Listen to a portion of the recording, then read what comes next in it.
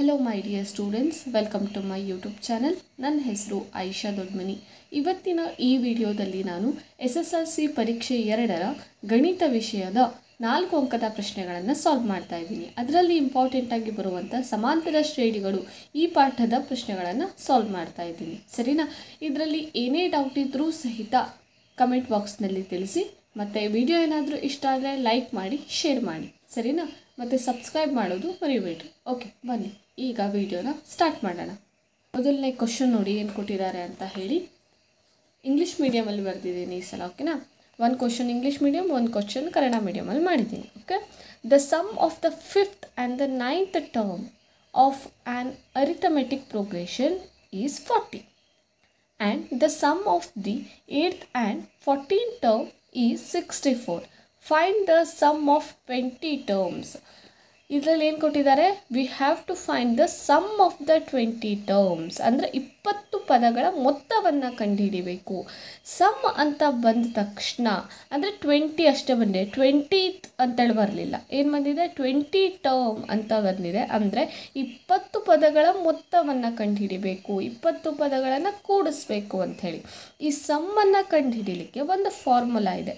That is called as SN formula, which is equal to n by 2 into 2a plus n minus 1 into d.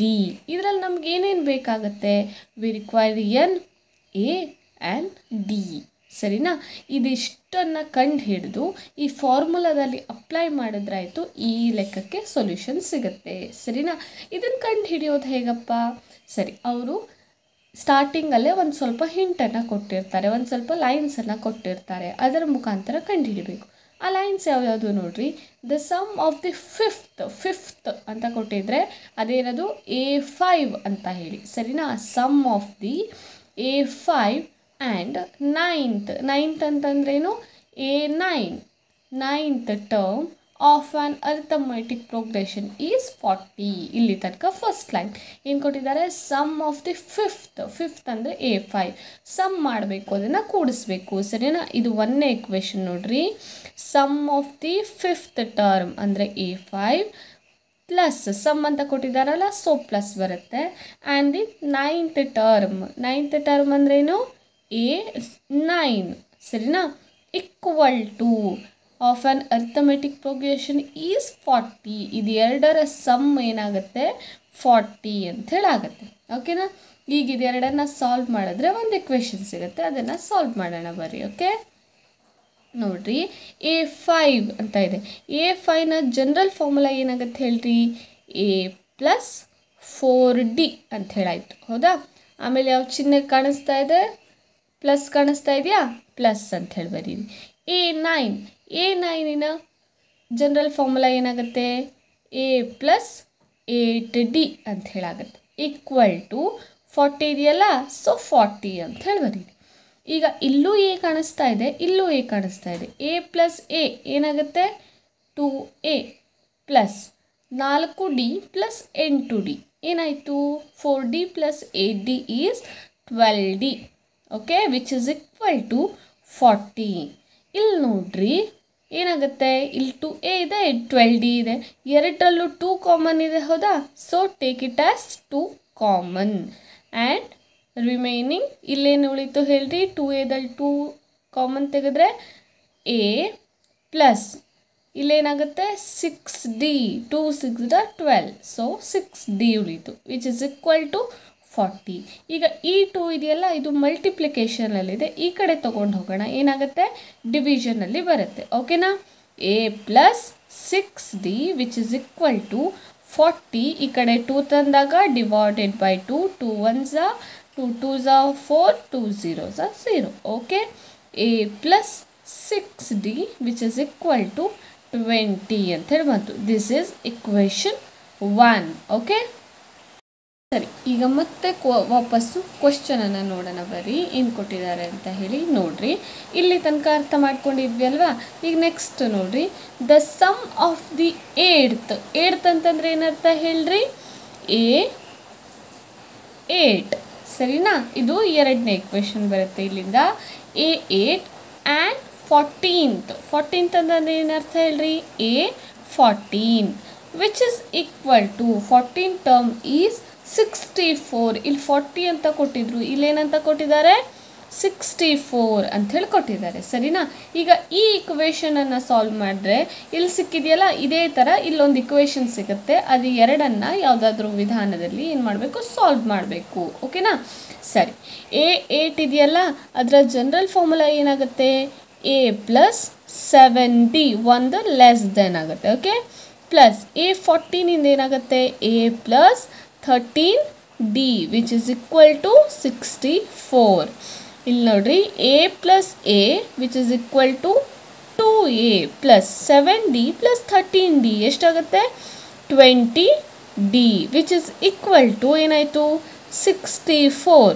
Okay, C 2 common ಇದೆಯಲ್ಲ ಅದನ್ನು ಹೊರಗೆ ತೆಗೀರಿ. 2 common ಆಯಿತು. ಏನಿತ್ತು ಇಲ್ಲಿ A plus 2A ಇತ್ತಲ್ಲ 2 common ತೆಗೆದ್ವಿ, A ಉಳಿತು, so A ಬರದೆ. 2 10s are 20, ಸೊ ಇಲ್ಲೇನಾಗುತ್ತೆ 20 ಅಂತ ಬರುತ್ತೆ, ಈಕ್ವಲ್ ಟು 64. ಈ 2ನ ಏನು ಮಾಡಬೇಕು, ಈ ಕಡೆ ತಗೊಂಡು ಹೋಗಬೇಕು. ಇಲ್ಲಿ ಮಲ್ಟಿಪ್ಲಿಕೇಶನಲ್ಲಿದೆ, ಈ ಕಡೆ ತಗೊಂಡು ಹೋದಾಗ ಏನಾಗುತ್ತೆ ಡಿವಿಷನಲ್ಲಿ ಬರುತ್ತೆ. A plus 10D which is equal to 64 divided by 2. 2 1s are 2 3s are 6, 2 2s are 4. A plus 10D which is equal to 32. ಆಯಿತಾ? ಇದಕ್ಕೆ ಏನಂತ ಕೊಡ್ಕೋಬೇಕು, ಇಕ್ವೇಷನ್ 2 ಅಂತ ಹೇಳಿ ಕೊಟ್ಕೋಬೇಕು. ಇದನ್ನು ಯಾಕೆ ಸಾಲ್ವ್ ಮಾಡಿದೆ, ಸಿ ಏನಾಗುತ್ತೆ ನಮಗಿಲ್ಲಿ A ಬೇಕಲ್ವಾ, D ಬೇಕಲ್ವಾ. ಇಲ್ಲಿ ನೋಡ್ರಿ ಇದು ಎರಡೂ ಇಕ್ವೇಷನಲ್ಲೂ A ಸಿಕ್ಕಿದೆ, D ಸಿಕ್ಕಿದೆ, A ಸಿಕ್ಕಿದೆ, D ಸಿಕ್ಕಿದೆ. ಸೊ ಎಲಿಮಿನೇಷನ್ ಮೆಥಡಿಂದ ಏನಾದರೂ ಇದನ್ನು ಸಾಲ್ವ್ ಮಾಡಿದ್ರೆ ನಮಗೇನೂ ಸಿಗುತ್ತೆ, ಡಿನೂ ಸಿಗುತ್ತೆ. ಅದನ್ನು ತೊಗೊಂಡೋಗಿ ಎಲ್ಲಿ ಅಪ್ಲೈ ಮಾಡಬೇಕಾಗತ್ತೆ, ಈ ಫಾರ್ಮುಲಾದಲ್ಲಿ ಅಪ್ಲೈ ಮಾಡಬೇಕು. ಓಕೆನಾ? ಬನ್ನಿ ಈಗ ಎಲಿಮಿನೇಷನ್ ಮೆಥಡಿಂದ ಇದು ಎರಡನ್ನು ಸಾಲ್ವ್ ಮಾಡಿ A ಮತ್ತು ಡಿಯನ್ನು ಫೈಂಡ್ ಔಟ್ ಮಾಡೋಣ. ಓಕೆ, ಹಾಂ, first A plus 6D which is equal to 20 ಇದನ್ನು ಬರ್ಕೊಂಡೆ. Then we have to write a second equation that is A plus 10D which is equal to 32. Okay, see ನಾವೇನು ಮಾಡಬೇಕು, first A ಮತ್ತು A ಎರಡು same ಇದೆಯಲ್ಲ, ಇಲ್ಲಿ D cancel ಮಾಡೋಕ್ಕಾಗಲ್ಲ, ಕಷ್ಟ ಆಗುತ್ತೆ. ಇಲ್ಲಿ 6 ಇದೆ, ಇಲ್ಲಿ 10D ಇದೆ, ಇದು ಎರಡನ್ನು ಸಮ ಮಾಡೋದು ತುಂಬ ಕಷ್ಟ. ಅದಕ್ಕೋಸ್ಕರ ಏನು ಮಾಡಬೇಕು ಅಂತ ಕೇಳಿದ್ರೆ A ಸೇಮ್ ಇದೆಯಲ್ವಾ, ಸೇಮ್ ಸಂಖ್ಯೆಗಳು ಈಸಿಯಾಗಿ ಕ್ಯಾನ್ಸಲ್ ಔಟ್ ಆಗುತ್ತಲ್ಲ, ಸೊ ಅದನ್ನು ಕ್ಯಾನ್ಸಲ್ ಮಾಡಬೇಕು. ಆದರೆ ಕ್ಯಾನ್ಸಲ್ ಮಾಡಲಿಕ್ಕೆ ನಮಗೆ ಒಂದು ಕಂಡೀಷನ್ ಇದೆ, ಎರಡು ಕಂಡೀಷನು. A ಸೇಮ್ ಇರಬೇಕು, ಪ್ಲಸ್ ಅದರ ಸೈನ್ಸ್ ಏನಾಗಿರಬೇಕು ಅಂತಂದರೆ ಚಿಹ್ನೆಗಳೇನಾಗಿರಬೇಕು, ಅಪೋಸಿಟ್ ಇರಬೇಕು. But see here also positive is there, here also positive is there. Plus ಇದೆ ಹಾಕಿರೋದಿಲ್ಲ, ಆದರೆ ಇಲ್ಲ ಅಂತ ಅಂದರೆ ನಾವೇನಂತ ಅನ್ಕೋಬೇಕು, ಪ್ಲಸ್ ಇದೆ ಅಂಥೇಳಿ ಅನ್ಕೋಬೇಕು. ಓಕೆನಾ? ಅದಕ್ಕೆ ಏನು ಮಾಡಬೇಕು, ಕೆಳಗಡೆ ಚಿಹ್ನೆಯನ್ನು ಚೇಂಜ್ ಮಾಡ್ಕೋಬೇಕು, ಸೈನ್ ಚೇಂಜ್ ಮಾಡಬೇಕು. ಇಲ್ಲಿ ಪ್ಲಸ್ ಇದೆಯಲ್ವಾ, ಇಲ್ಲೇನು ಮಾಡಬೇಕು ಮೈನಸ್, ಪ್ಲಸ್ ಇದೆಯಲ್ವಾ ಮೈನಸ್. ಓಕೆನಾ? ಸರಿ, ಈಗ ಎಲಿಮಿನೇಟ್ ಮಾಡಿರಿ ಇದನ್ನು. ಇಲ್ಲಿ ನೆಕ್ಸ್ಟ್ ಏನಾಗುತ್ತೆ, ಇಲ್ಲಿ ದೊಡ್ಡ ಸಂಖ್ಯೆ ಚಿಹ್ನೆ ಯಾವುದು ಅದನ್ನು ಕೆಳಗಡೆ ಬರ್ಕೊಳ್ರಿ. 60 ಮತ್ತು 10Dಯಲ್ಲಿ ದೊಡ್ಡದು ಯಾವುದು 10D, ಅದಕ್ಕಿರೋ ಸೈನ್ ಯಾವುದು minus. Next plus minus minus ಅಂದರೆ ಏನು ಮಾಡಬೇಕು, 10Dಯಲ್ಲಿ 60ಯನ್ನು ಮೈನಸ್ ಮಾಡಬೇಕು. 10Dಯಲ್ಲಿ 60ಯನ್ನು ಕಳೆದ್ರೆ ಏನಾಗುತ್ತೆ 4D which is equal to plus minus minus, ದೊಡ್ಡ ಸಂಖ್ಯೆ ಚಿಹ್ನೆ ಮೈನಸ್. ಓಕೆನಾ? ಪ್ಲಸ್ ಮೈನಸ್ ಮೈನಸ್ ಅಂದರೆ ಕಳಿಬೇಕು. 32ರಲ್ಲಿ 20 ಕಳೆದ್ರೆ ಏನಾಗುತ್ತೆ ನೋಡ್ರಿ 12. ಓಕೆನಾ? ನೆಕ್ಸ್ಟು ಮೈನಸ್ ಮೈನಸ್ ಕ್ಯಾನ್ಸಲ್ ಆಯಿತಾ, so that D equal to ಈ 4 ಈ ಕಡೆ ಬರುತ್ತೆ, ಏನಾಗುತ್ತೆ 12 divided by 4. 4 1s are 4 3s are. ಓಕೆ, D which is equal to 3. D value 3 ಸಿಗ್ತಾ, ಸೊ ಏನು ಮಾಡಬೇಕು, ಈ ಡಿ ವ್ಯಾಲ್ಯೂನ ಈ ಇಕ್ವೇಷನ್ 1 ಆರ್ ಇಕ್ವೇಷನ್ 2 ಯಾವುದ್ರಲ್ಲಾರು ಅಪ್ಲೈ ಮಾಡಬೇಕು. ಅವಾಗೇನು ಸಿಗುತ್ತೆ, A ವ್ಯಾಲ್ಯೂ ಸಿಗುತ್ತೆ. ನಾ ಇಕ್ವೇಷನ್ 1ನಲ್ಲಿ ಅಪ್ಲೈ ಮಾಡ್ತೀನಿ. A plus 6D which is equal to 20, A plus 6, D ಜಾಗದಲ್ಲಿ ಏನು ಬರೀಬೇಕು 3 which is equal to 20, A plus 6 3s are 18 equal to 20, A equal to 20 plus 18 ಈ ಕಡೆ ಬಂದಾಗ ಏನಾಗುತ್ತೆ -18. A equal to 20 - 18 it's 2. ಓಕೆನಾ, ಎರಡು ವ್ಯಾಲ್ಯೂ ಸಿಗ್ತಾ. ಈ ಎರಡು ವ್ಯಾಲ್ಯೂನ ಎಲ್ಲಿ ಪುಟ್ ಮಾಡಬೇಕು ಹೇಳ್ರಿ? See here in this equation we have to put a d value as well as a a value. Okay, let's start. ಇಲ್ಲಿ ನೋಡಿ formula ಬರ್ಕೊಳ್ಳ್ರಿ. Sn equal to n by 2 into 2a plus n minus 1 into d. Okay, see ಇಲ್ಲಿ ನಮಗೆ ಏನೇನು ಬೇಕು ನೋಡ್ರಿ? n ಬೇಕು. n ಅಂತಂದ್ರೆ ಏನು? Find the sum of the 20 terms. 20 ಪದಗಳ ಮೊತ್ತ. Then what is the value of n? 20. Okay, and a and d we already find out that. Okay, sorry, we already found that. Next s20 equal to n ಜಾಗದಲ್ಲಿ ಏನು ಹಾಕಬೇಕು? 20 divided by 2 into 2. a ಜಾಗದಲ್ಲಿ ಏನು ಹಾಕಬೇಕು? 2 plus n ಜಾಗದಲ್ಲಿ ಏನು ಹಾಕೋದು? 20 minus 1. d ಜಾಗದಲ್ಲಿ 3. Okay, completed. Next 2 1s are 2 10s are 20. s20 which is equal to ಏನಾಗುತ್ತೆ ನೋಡ್ರಿ? 10. 2 2s are 4 plus 20 minus 1 19 into 3 equal to 10. 4 plus 19 3s are 57 which is equal to 10. 57 plus 4 61. 61 into 10 610. What is the sum of the 20 terms? 610. Okay, so ಇಲ್ಲಿ ನೋಡ್ಕೊಡ್ರಿ ಏನು ಮಾಡಬೇಕು ಅಂತ ಮತ್ತೊಂದು ಸಲ ಶಾರ್ಟಾಗಿ ಹೇಳಿಬಿಡ್ತೀನಿ ನೋಡಿ. ಫಸ್ಟ್ ನಾವು ಏನು ಕಂಡು ಹಿಡಿಬೇಕು ಅದನ್ನು ಆ್ಯಸ್ ಅ ಫಾರ್ಮುಲಾ ಅಥವಾ ನಮಗೇನಾದ್ರು ಫಾರ್ಮುಲಾ ಗೊತ್ತಾದರೆ ಅದರಲ್ಲಿ ಬರ್ಕೊಬಿಡ್ಬೇಕು. ನಮಗೆ ಸಮ್ ಆಫ್ ದ 20 ಟರ್ಮ್ಸ್ ಬೇಕಿತ್ತಲ್ವಾ? ಸೊ ಆ ಸಮ್ಮನ್ನು ಫೈಂಡ್ ಔಟ್ ಮಾಡಲಿಕ್ಕೆ ಏನಿದೆ? ಒಂದು ಫಾರ್ಮುಲಾ ಇದೆ. n by 2 2a plus n minus 1 into d. ನಮಗಿಲ್ಲಿ n ಬೇಕು, a ಬೇಕು, d ಬೇಕು, ಇದೆಲ್ಲ ಬೇಕು. ಹೌದಾ? ಸೊ ಎ ಮತ್ತು ಡಿ ಏನಾಗುತ್ತೆ? ಈ ಮೇಲ್ ಕೊಟ್ಟಿರೋ ಲೈನ್ಸ್ ಕೊಟ್ಟಿದ್ದಾರಲ್ಲ ಅದರಿಂದ ಇಕ್ವೇಷನ್ ಫಾರ್ಮ್ ಮಾಡಿಕೊಂಡು ಅದರಿಂದ ಗೊತ್ತಾಗ್ಬಿಡುತ್ತೆ. ಆ್ಯಂಡ್ nth ವ್ಯಾಲ್ಯೂ ಅವರೇ ಕೊಟ್ಟಿದ್ದಾರೆ ಯಾವ್ದು ಕಂಡು ಹಿಡಿಬೇಕು ಅಂತೇಳಿ. ಸೊ ಅದನ್ನೆಲ್ಲ ಸಾಲ್ವ್ ಮಾಡಿದಾಗ ಈ ಫಾರ್ಮುಲಾದಲ್ಲಿ ಅಪ್ಲೈ ಮಾಡಿದ್ರೆ ಈ ಥರ ಉತ್ತರ ಬರುತ್ತೆ. So sum of the 20 terms is 610. Okay, ಅರ್ಥ ಆಯಿತು ಅಂದ್ಕೋತೀನಿ. ಇದೇ ಥರ ಇಂಗ್ಲೀಷ್ ಮೀಡಿಯಮಲ್ಲಿ ಮತ್ತು ಯಾವುದಾದ್ರು ವಿಡಿಯೋ ಬೇಕಾದರೆ ಕಮೆಂಟ್ ಮಾಡಿ, ನಾನು ಅಪ್ಲೋಡ್ ಮಾಡ್ತೀನಿ. ಓಕೆನಾ? ಬನ್ನಿ ಈಗ ಎರಡನೇ ಕ್ವಶನನ್ನು ಸಾಲ್ವ್ ಮಾಡೋಣ. ಏನು ಕೊಟ್ಟಿದ್ದಾರೆ ನೋಡಿ, ಕನ್ನಡ ಮೀಡಿಯಮಲ್ಲಿ ಬರೆದಿದ್ದೀನಿ. ಓಕೆನಾ? ಒಂದು ಸಮಾಂತರ ಶ್ರೇಣಿಯಲ್ಲಿ 6ನೇ ಪದವು 3ನೇ ಪದದ 2ರಷ್ಟಕ್ಕಿಂತ 1 ಹೆಚ್ಚಾಗಿದೆ. 4ನೇ ಮತ್ತು 5ನೇ ಪದಗಳ ಮೊತ್ತವು 2ನೇ ಪದದ 5ರಷ್ಟಿದೆ. ಸಮಾಂತರ ಶ್ರೇಣಿಯ 10ನೇ ಪದವನ್ನು ಕಂಡುಹಿಡಿಯಿರಿ. ಫಸ್ಟ್ ನಾವು ಏನು ಕಂಡುಹಿಡಬೇಕು ಅದನ್ನು ನೋಡ್ಕೋಬೇಕು. ಸರಿನಾ? 10ನೇ ಪದ ಅಂತಂದರೆ ಎ 10 ಈಕ್ವಲ್ ಟು ಎ 10 ಕಂಡುಹಿಡಿಯುವಂಥ formula a plus n minus 1 into D. 10ನೇ ಪದ ಅಂತ ಬಂದ ತಕ್ಷಣ an ಫಾರ್ಮುಲಾ ಹಾಕಬೇಕು. ಪದಗಳ ಮೊತ್ತ ಅಂತ ಬಂದ ತಕ್ಷಣ SN ಫಾರ್ಮುಲಾ ಹಾಕಬೇಕು. ಸರಿ, ಈಗ 10ನೇ ಪದವನ್ನು ಕಂಡು ಹಿಡಿಯಲಿಕ್ಕೆ ನಾವು ಏನೇನು ಬೇಕು? ಎ ಬೇಕು, ಎನ್ ಆಲ್ರೆಡಿ ಗೊತ್ತಿದೆಯಲ್ಲ 10 ಅಂತೇಳಿ, ಆಮೇಲೆ ಡಿ ವ್ಯಾಲ್ಯೂ ಬೇಕು. ಈ ಎ ಮತ್ತು ಡಿ ವ್ಯಾಲ್ಯೂ ಕಂಡು ಹಿಡಿಯಲಿಕ್ಕೆ ಅವರು ಒಂದು ಲೈನ್ಸನ್ನು ಕೊಟ್ಟಿರ್ತಾರೆ, ಎಕ್ಸ್ಟ್ರಾ ಒಂದು ಇನ್ಫಾರ್ಮೇಷನನ್ನು ಕೊಟ್ಟಿರ್ತಾರೆ, ಅದ್ರ ಮೇಲೆ ಕಂಡು ಹಿಡಿಬೇಕಾಗುತ್ತೆ. ಸರಿನಾ? ಏನು ಕೊಟ್ಟಿದ್ದಾರೆ ನೋಡ್ರಿ, 6ನೇ ಪದವು 3ನೇ ಪದದ 2ರಷ್ಟಕ್ಕಿಂತ 1 ಹೆಚ್ಚಾಗಿದೆ. ಇದನ್ನು ಸಾಲ್ವ್ ಮಾಡಬೇಕು. ಬರೀ ಇದನ್ನು ಸಾಲ್ವ್ ಮಾಡೋಣ. ಓಕೆ, 6ನೇ ಪದವು ಅಂತಂದರೆ ಎ 6. 6ನೇ ಪದವು 3ನೇ ಪದದ ಅಂದರೆ ಎ 3. 3ನೇ ಪದದ 2ರಷ್ಟಕ್ಕಿಂತ, ರಷ್ಟು ಅಂತಂದರೆ ಗುಣಾಕಾರ ಈ ಕಡೆ ಬರಬೇಕು. 2ರಷ್ಟಕ್ಕಿಂತ 1 ಹೆಚ್ಚಾಗಿದೆ. ಹೆಚ್ಚು ಅಂದರೆ +1. ಸರಿನಾ? 1 ಹೆಚ್ಚಾಗಿದೆ. ಈಗ ಎ 6 ಇದೆಯಲ್ಲ ಅಂತಂದರೆ ಎ ಪ್ಲಸ್ 5d. ಓಕೆನಾ? ಈಕ್ವಲ್ ಟು 2ಕ್ಕೆ 2 ಬರೀತೀನಿ. ಎ 3ರ ಜಾಗದಲ್ಲಿ ಏನು ಬರೀಬೇಕು? A plus 2d. ಆಮೇಲೆ +1 ಇದೆ, +1 ಹಾಗೆ ಬರೀತೀನಿ. ಓಕೆನಾ? ಸರಿ, ನೆಕ್ಸ್ಟ್ ನೋಡ್ರಿ ಏನಿದೆ ಅಂತ ಹೇಳಿ. ಹಾಂ, ಇಲ್ಲಿ ಹೀಗೆ ಬರಿತೀನಿ a plus 5d equal to ಇಲ್ಲಿ ಎರಡನ್ನು ಎ ಮತ್ತು ಡಿ ಜೊತೆ ಮಲ್ಟಿಪ್ಲೈ ಮಾಡಬೇಕು. 2 into A 2a plus 2 2 4 D ಆಮೇಲೆ ಪ್ಲಸ್ 1 ಅಂತ ಹೇಳಿ ಮಾಡಬೇಕು. ಓಕೆ, ನೆಕ್ಸ್ಟು ಇಲ್ಲೂ ಎ ಇದೆ, ಇಲ್ಲಿ 2a ಇದೆ, ಎರಡನ್ನು ಒಂದೇ ಕಡೆ ತರ್ತೀನಿ. ಇಲ್ಲಿ 2a ಈ ಕಡೆ ಬಂದರೆ -2a. ಓಕೆನಾ, ಇಲ್ಲಿ 5d ಇದೆಯಾ, ಪ್ಲಸ್ 5d ಹಾಗೆ ಬರಿತೀನಿ.